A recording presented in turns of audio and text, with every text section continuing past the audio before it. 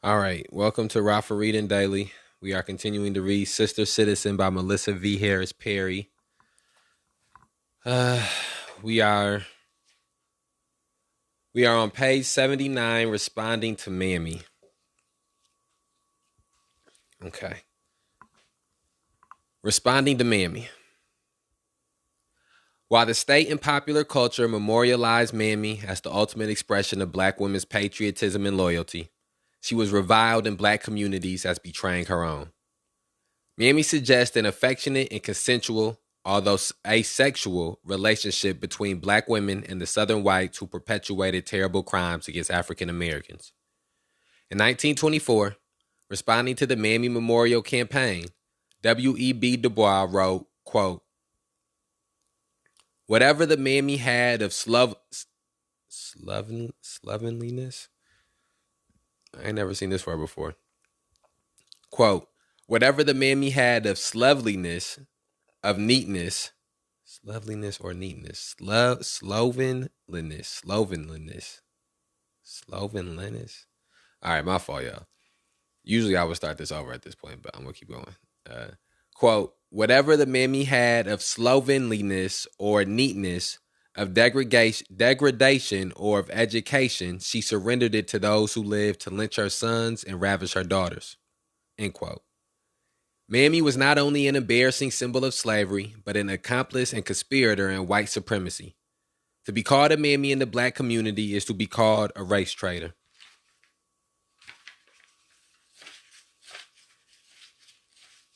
Just as we can see the black women try to craft images of respectability in an effort to resist the hypersexuality myth, we can read other elements of their lives and politics as responsive to the damaging lies of mammy mythology. A black woman proves that she is not a mammy by refusing loyalty and coalition with white women in their domestic concerns. Instead, she demonstrates fierce loyalty to race causes, to black families, and to the black domestic sphere. Racial loyalty inures against the harsh community critique of performing the mammy. To show that they are not mammies, African American women are often required to demonstrate racial loyalty over and above gender solidarity. That's a highlightable line. I don't got my pen on me, but I saw evidence of this in my focus group gathering of New York women who ranged in age from 22 to 50. The group's first written exercise was to list a few adjectives that describe themselves and to make a second list of adjectives that their friends, family, or coworkers might use to describe them. My goal was to discover whether these women felt that their self-image matched the image that others held of them.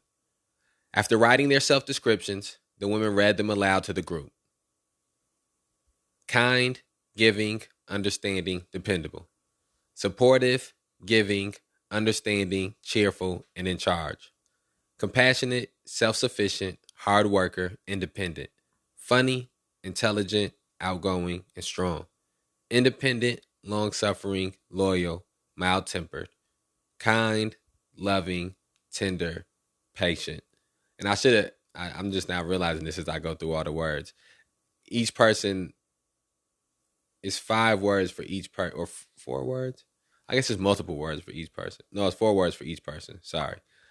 I guess I should have said something to indicate that each 4 words is a new person describing themselves. Loving, homebody, pushover, giving to others, new person describing themselves. Motivated, stressed, generous, and focused, new person describing themselves. Friendly, good-hearted, sociable, and sweet, new person describing themselves. Mine is not like anyone else's. I said that I am loud, pushy, controlling, standoffish, and I am a loner. Later, when I reviewed what these women said about themselves, I was surprised by how consistently they understood themselves as servant of other people's interests. In thinking of themselves as loving, giving, and devoted to others, they attributed to themselves the classic characteristics of the mammy ideal. But these women were devoted, giving, and long-suffering in the black domestic sphere, not the white. As they talked further, it became clear that their own children, parents, spouses, and communities were the beneficiaries of their self-sacrifice. Gloria is a single mother from the Bronx whose 18-year-old daughter just received a full scholarship at a prestigious liberal arts college. Gloria works as a youth coordinator in her church and volunteers for the Girl Scouts. She revealed that in 2001, her daughter was a student at a high school near the World Trade Center. She became emotional as she described how, for hours, she did not know whether her daughter survived the attack. Gloria then went on to explain that in 2001, her mother suffered a stroke and was paralyzed on her left side. Gloria now spends a great deal of time visiting her mother at the nursing home. Quote, "I just wish that for the elderly things could be different. Our parents worked so hard. They brought us up. And when things happen to them, it seems as if they cannot get what they really need. I wish there were laws to make things easier for them." End quote. Gloria's emotions, her stress, her concerns were entirely connected to the health and well-being of her family. Donella is a 26 and single. She grew up in Brooklyn, where she lives with and cares for her parents, who are in their 70s. She explained to the group that she works part-time but has spent several years caring for her now-deceased grandmother before her father fell ill and she began providing care for her parents. Quote, "I am really worried about my parents getting the best care. It seems like when they are at the doctor, they are waiting all day. They just get patted on the shoulder and told to come back in 6 months. There's no real care." End quote. Despite her youth, Donella spent most of the session talking about her family and her concerns and hopes for them. Tiffany is a married woman in her 40s. She described herself as a, quote, "late bloomer," end quote, because after 20 years of marriage, she had recently had her first child, then 9 months old. She explained that she had always worked 2 jobs in order to keep herself and her husband living in a, quote, "nice house with a big mortgage," end quote. Now that she was balancing work and motherhood, she faced some economic hardship. Quote, "I had to quit my second job with J.C. Penney's," end quote, she said, quote, "because I refuse to work on weekends. I have to be there for my son on Saturdays, and there is no way that I can give up church on Sundays. They need me at my church," end quote. Tiffany sees her primary responsibilities as her family and church. Angelique is a 35-year-old single mother living in Spanish Harlem. She has a 20-year-old son and a 13-year-old daughter. Recently laid off from a job as a temporary secretary, she was visibly distressed about trying to find a job. She also worried that her teenage daughter is, quote, "smelling herself," end quote, and may be sexually active. But she explained that her biggest concern was her son. Quote, "He has 2 strikes against him. He is black and he is a man. I don't want him to make that 3rd strike," end quote. Although these women describe themselves as mammy-like in their loyal, giving competence, they subvert the myth through where their devotion is directed. It is important not to celebrate this transfer of loyalties from the white domestic sphere to the black community. Unlike the mythical mammy, these black women are worried about their own families and neighborhoods, but they continue to share with mammy a potentially dangerous lack of self-regard. They see themselves as the solution to other people's problems, and their effort and concern are almost entirely other-directed. As they resist the role of magical mammy for white women, they take on the burden of magical woman for their own race.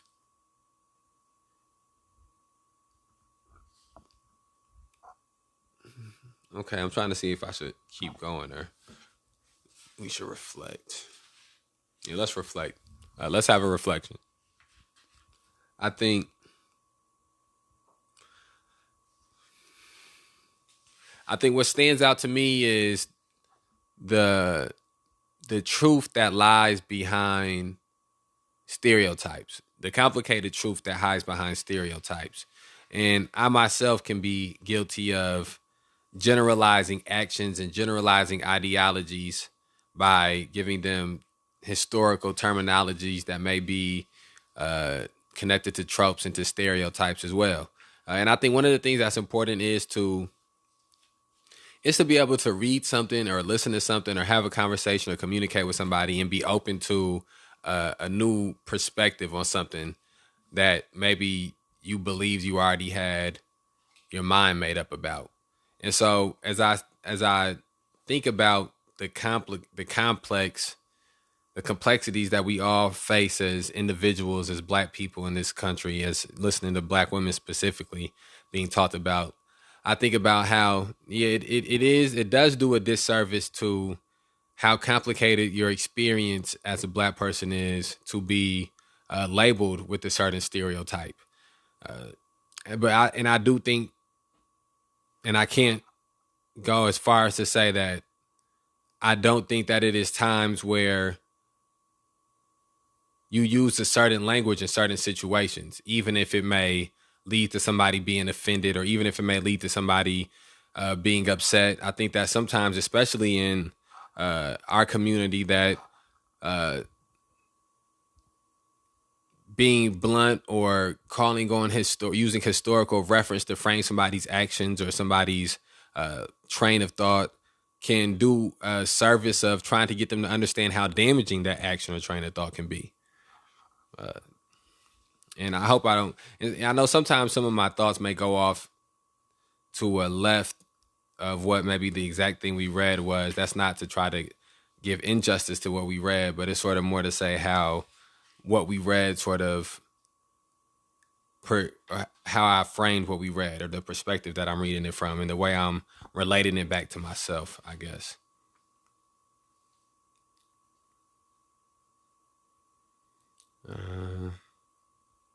Okay. There are times when this racial loyalty can override shared gender interests with white women. I do not suggest that coalition by race is more natural or right than coalition by gender, or vice versa. Only that the legacy of Mammy and the resulting suspicions of white women and their motivations can limit the range of political possibilities available to Black women. The pioneering study of Black women's political attitudes by Claudine Gay and Catherine Tate offers empirical evidence for this concern. Their analysis shows that African American women identify just as strongly with their gender as with their race.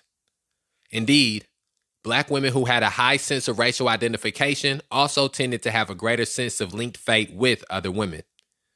These researchers also found that racial loyalties are more salient when sisters make political judgments and policy choices.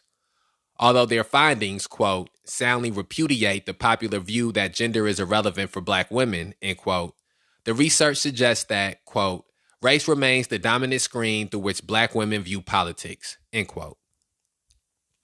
This brings us back to the 2008 Democratic primaries and the characterization of Stephanie Tubbs Jones as Mammy to Hillary Clinton.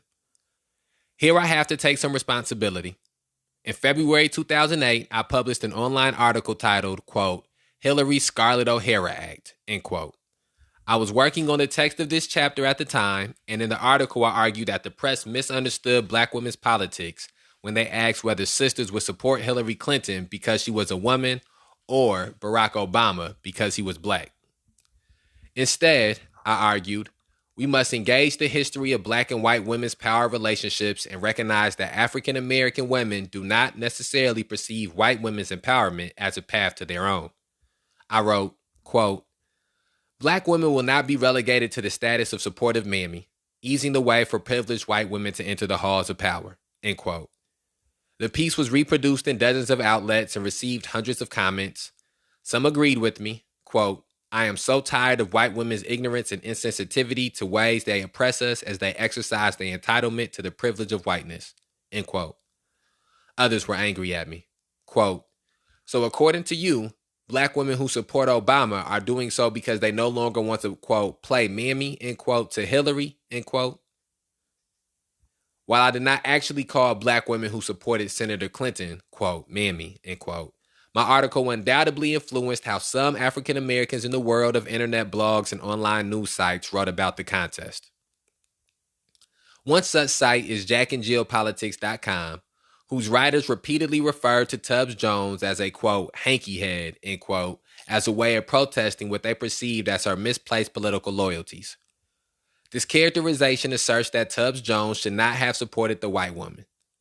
She should have been in solidarity with the Black man, whom her Black constituents overwhelmingly supported during the primaries. It is more poignant because Tubbs Jones physically conformed to the most common stereotypes of the mammy. She was dark-skinned, was somewhat overweight, and had an ever-present smile.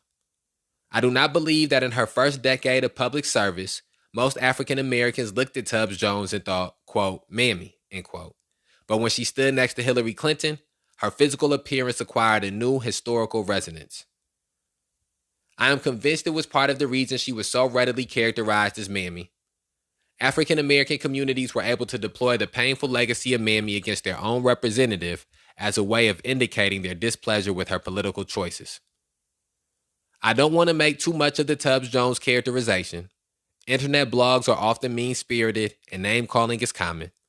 But Jack and Jill Politics is a thoughtful site with often incisive political analysis. Though full of stinging commentary, it also reflects broad trends in Black political thought.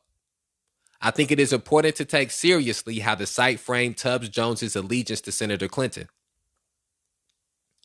For many Black women voters, Hillary Clinton's historic bid for the U.S. presidency was not a symbol of gender liberation.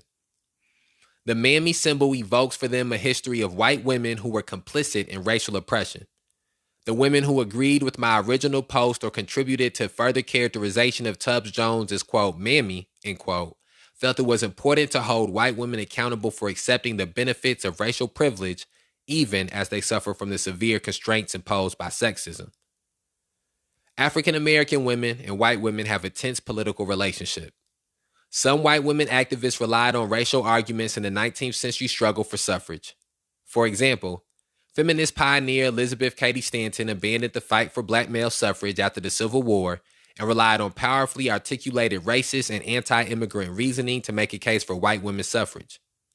In the 1960s and 1970s, second-wave white feminists failed to understand that their concerns with workplace entry were not shared by Black women who had long been wage earners. Research suggests that the most contemporary Black women express little solidarity with feminist agendas they perceive as dominated by the interests of white women. Lurking behind this political tension is the powerful and painful mythology that depicts Black women as faithful servants of white women's needs. As they resist the live mammy, Black women often avoid junior partner status in white women's movements, choosing instead to focus their efforts on bettering Black communities. During the 2008 Democratic nomination battle, Obama and Clinton stood as embodied representations of these tensions. As one Black woman's website reported, quote, "All I have to say is that the days of mammy are over. There will be no more of this expectation that Black women table their own self-interest to support the needs of white women that will not be returning the favor," end quote. Stephanie Tubbs Jones died unexpectedly of a brain aneurysm just a few days before the 2008 Democratic National Convention. The convention nominated Barack Obama as the party's first African American nominee for the U.S. presidency. It did so with the full support of Senator Hillary Clinton and most of her loyal primary supporters. During the convention, Tubbs Jones was remembered with great reverence and fondness by the Ohio delegation and by the Democratic Party. No mention of, quote, mammy, end quote, or, quote, hanky head, end quote, was made in any of the tributes to her career. And that brings us to a changing of the theme within this chapter. And let's see how long the next theme is. Okay, I'm not sure if we'll finish this. No, we won't finish this on this episode, but we will start the next theme. So I think what stands out to me is... Actually, we're going to end the episode with this one here. So that way we can do the whole next episode can be that one section. I want to keep these thoughts concise. I don't like jumbling them up or chopping them up. And what stands out to me here, again, is the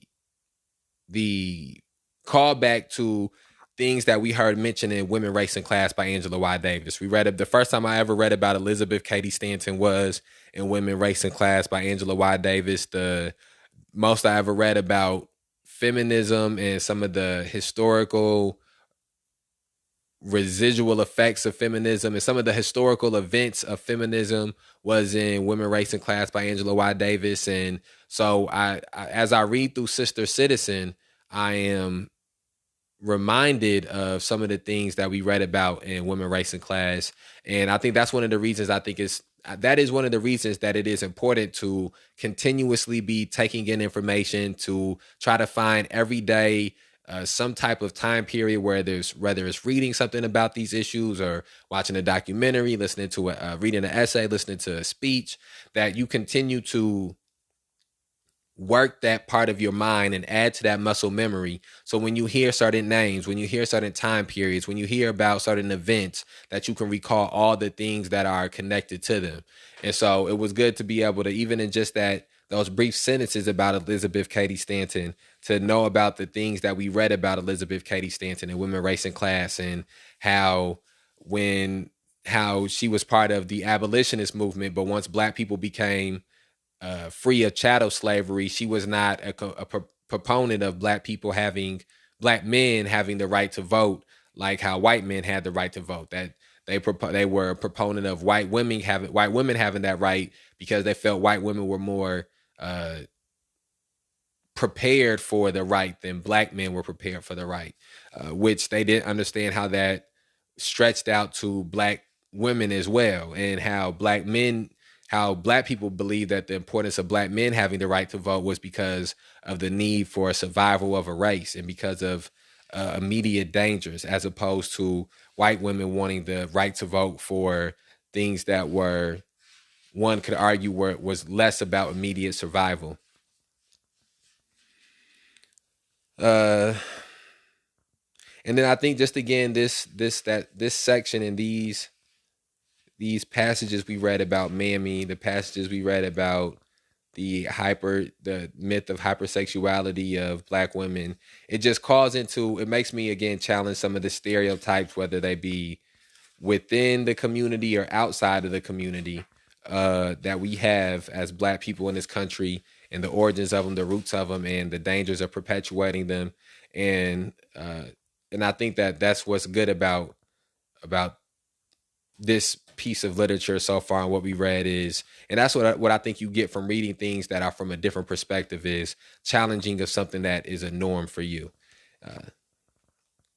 All right, so please share this on whatever platform you're listening to it on.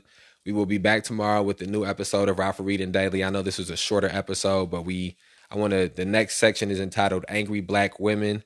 And I know we won't be able to get it done within the 30 minutes of this episode, so I'd rather end this episode and have the whole next episode be about the angry Black women myth. So remember, we put these episodes out on a daily basis to provide you the opportunity to begin and further your journey in the struggle to end police terrorism, mass incarceration, and racial injustice. We'll holler at you tomorrow.